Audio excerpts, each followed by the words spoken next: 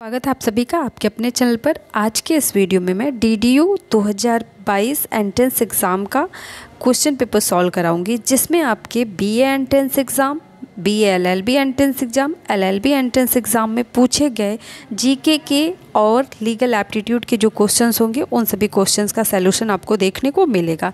तो कौन सा क्वेश्चन आपके एग्ज़ाम में पूछा गया था, वीडियो के नीचे आप मेंशन कर सकते हैं।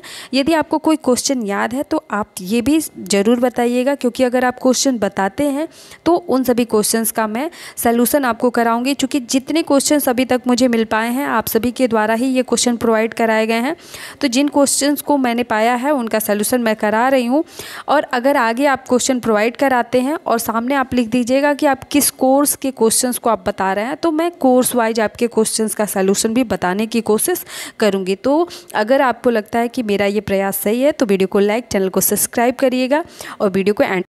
पहला प्रश्न है, RTI का फुल फॉर्म क्या है? Option A right to intelligence, option B right of information, option C right to information या option D right for information. इस प्रश्न का सही जवाब हो जाएगा option C right to information, सूचना का अधिकार। RTI का फुल फॉर्म होता है सूचना का अधिकार। ठीक है, आगे देखेंगे। प्रश्न संख्या 2 है, मानवाधिकार दिवस कब मनाया जाता है? ऑप्शन ए 8 मार्च को, ऑप्शन बी 5 जून को, ऑप्शन सी 1 दिसंबर और ऑप्शन डी है 10 दिसंबर को। इस प्रश्न का सही जवाब है ऑप्शन डी 10 दिसंबर को मानवाधिकार दिवस मनाया जाता है। 8 मार्च को हम मनाते हैं राष्ट्रीय महिला दिवस, 5 जून को पर्यावरण दिवस मनाते हैं, 1 दिसंबर को एड्स दिवस मनाया जाता है। इन सभी दिवसों को भी आप नोट कर लीजिएगा, क्योंकि ये दिवस भी आपके एग्ज़ाम के लिए महत्वपूर्ण हो सकते हैं। आगे प्रश्न देखेंगे। प्रश्न है, भारतीय संविधान में समानता का अधिकार दिया गया है। ऑप्शन ए है आर्टिकल 14 से 18 तक, यानी कि अनुच्छेद 14 से 18 के बीच। ऑप्शन बी है आर्टिकल 12 में, ऑप्शन सी आर्टिकल 19 में, ऑप्शन डी है आर्टिकल 13। इस प्रश्न का सही जवाब हो जाएगा ऑप्शन ए आर्टिकल 14 to 18 जो है समानता का अधिकार दिया गया है भारतीय नागरिकों को। यहाँ पे आर्टिकल 12 यानी कि आपका जो अनुच्छेद 12 है, ये क्या करता है, राज्य की परिभाषा बताता है। अनुच्छेद 12 में राज्य की परिभाषा दी गई है। अनुच्छेद 19 जो है वाक की स्वतंत्रता या प्रेस की स्वतंत्रता यानी कि बोलने की स्वतंत्रता देता है। और आपका अनुच्छेद 13 जो है ये मौलिक अधिकारों का संरक्षण का अधिकार है। तो ये सभी पॉइंट्स भी आपको याद रखने हैं। आगे देखेंगे, सत्यमेव जयते कहाँ से लिया गया है? ऑप्शन ए रामायण से, ऑप्शन बी पुराणों से, ऑप्शन सी मुंडक उपनिषद से और ऑप्शन डी है संविधान से।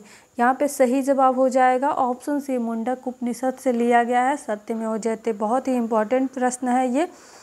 प्रश्न है अगला, बिहार के लोकसभा सीटों की संख्या क्या है? ये आपके एग्जाम में पूछा हुआ प्रश्न है। ठीक है, यहाँ पे बिहार के लोकसभा सीटों की संख्या कितनी है? बिहार के लोकसभा सीटों की संख्या है 40। ऑप्शन बी सही हो जाएगा।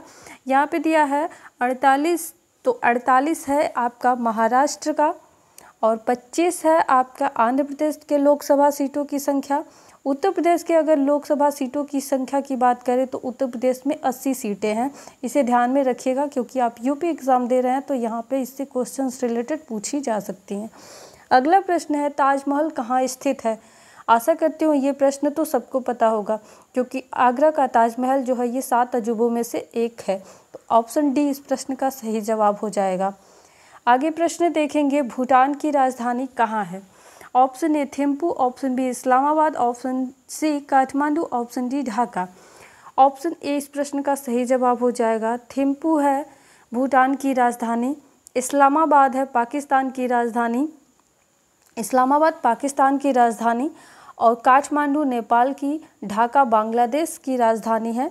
इन सभी देशों की राजधानी का नाम भी आप याद रखेंगे। आगे है, महिला दिवस कब मनाया जाता है? महिला दिवस मनाया जाता है कब? ऑप्शन ए है 3 दिसंबर को, ऑप्शन बी 5 सितंबर को, ऑप्शन सी है 8 मार्च को और ऑप्शन डी है 2 अक्टूबर को। इस प्रश्न का सही जवाब हो जाएगा ऑप्शन सी 8 मार्च को महिला दिवस मनाया जाता है, 3 सितंबर को मनाया जाता है अधिवक्ता दिवस, 5 सितंबर को टीचर्स डे यानी कि शिक्षक दिवस मनाया जाता है, 2 अक्टूबर को हम गांधी जयंती मनाते हैं। ये सभी दिन दिवस आप याद रखेंगे। आगे प्रश्न है, पर्यावरण दिवस मनाया जाता है। पर्यावरण दिवस कब मनाया जाता है? ऑप्शन ए 1 मई को, ऑप्शन बी 14 सितंबर को, ऑप्शन सी है 22 मार्च को और ऑप्शन डी है 5 जून को।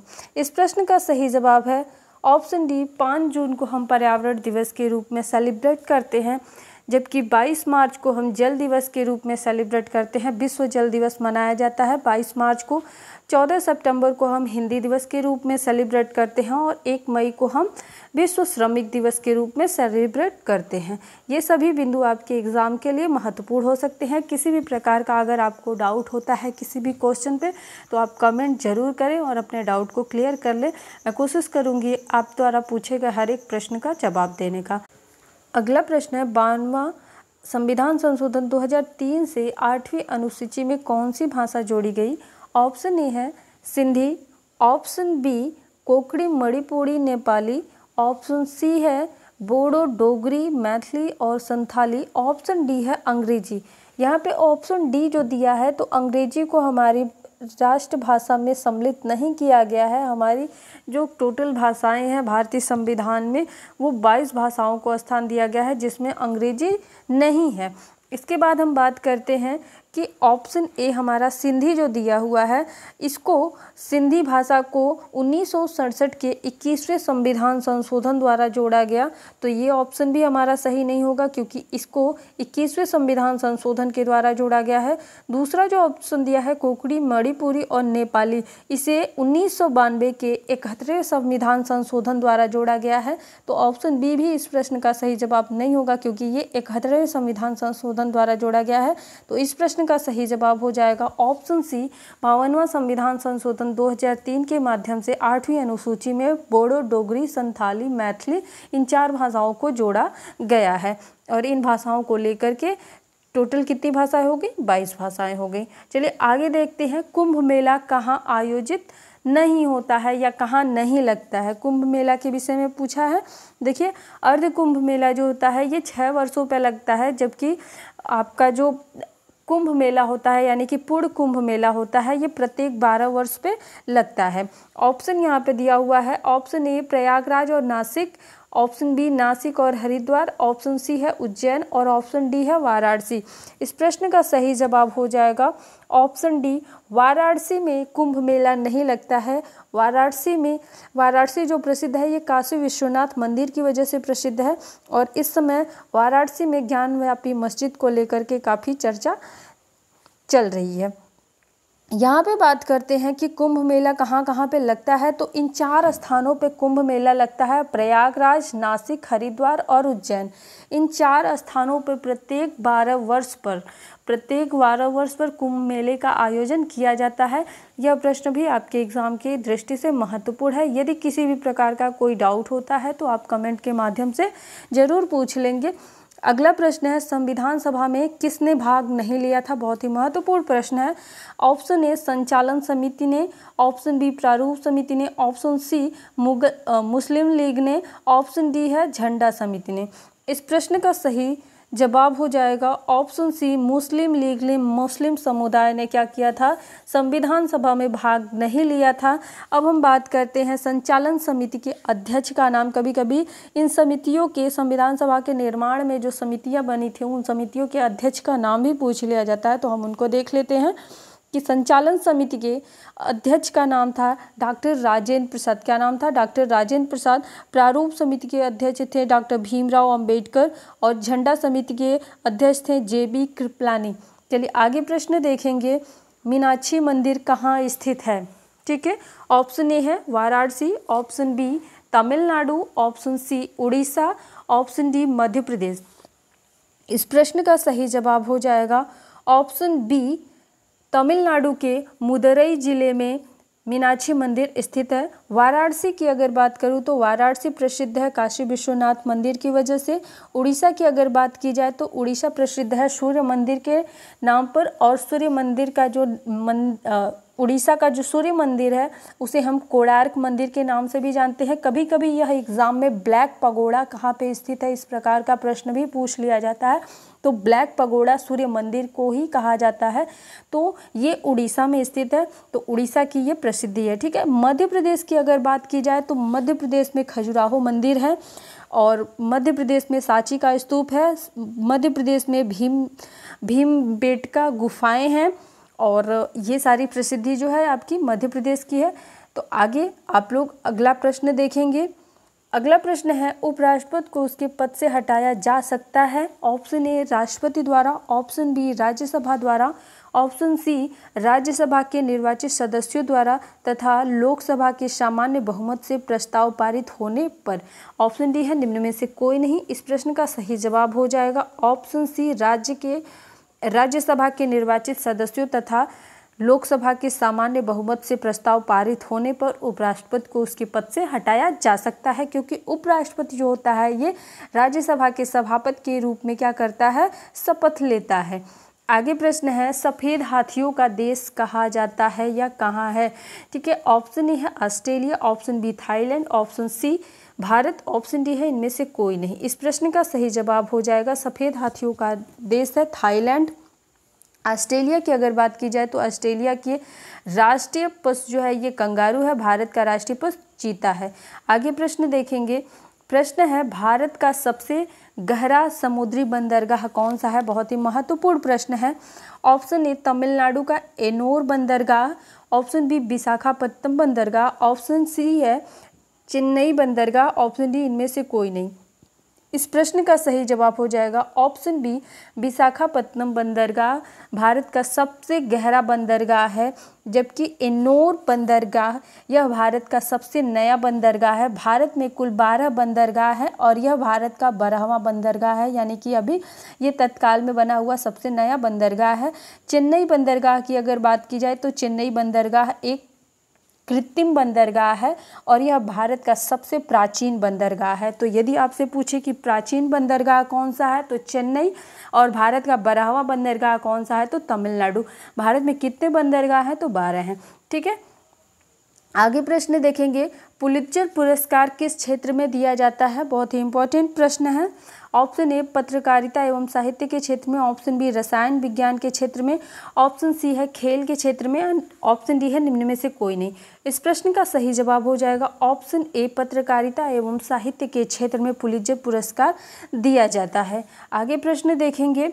स्वदेशी आंदोलन कब चलाया गया था? स्वदेशी आंदोलन महात्मा गांधी जी के द्वारा चलाया गया था। ऑप्शन ए है 1919, ऑप्शन बी है 1917, ऑप्शन सी 1920, ऑप्शन डी है 1905। इस प्रश्न का सही जवाब हो जाएगा ऑप्शन डी 1905 को स्वदेशी आंदोलन चलाया गया था। 7 अगस्त 1905 से यह आंदोलन जो है शुरू किया गया था।